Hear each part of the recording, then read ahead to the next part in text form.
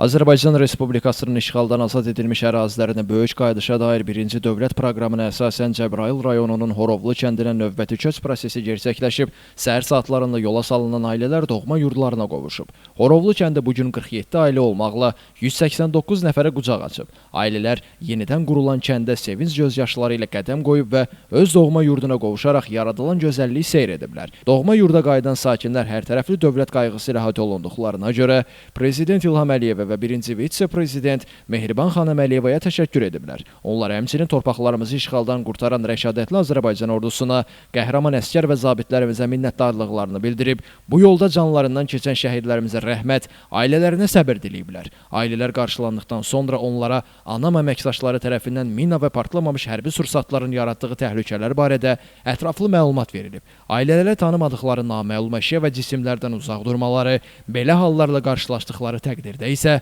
aidiyyatı qurumlara məlumat vermələri tövsiyə olunub. Açarların təqdim olunması mərasimində Cəbrayıl, Qubadlı və Zəngilan rayonlarında Azərbaycan Respublikası Prezidentinin xüsusi nümayəndəliyinin, qaçqınları və məcburi köçkünlərin işləri üzrə Dövlət Komitəsinin əməkdaşları və digər rəsmi şəxslər iştirak ediblər. Ailələr sevinclə açarları qəbul edərək öz evlərində məskunlaşıblar. Qeyd edək ki, bu mərhələdə Horovlu kəndinə 47 ailə olmaqla 189 nəfər köçürülüb. Onlar Respublikanın müxtəlif ərazilərində yataqxana, sanatoriya, pioner düşərgəsi, yarımçıq tikililər və inzibati binalarda müvəqqəti məskunlaşmış ailələrdir.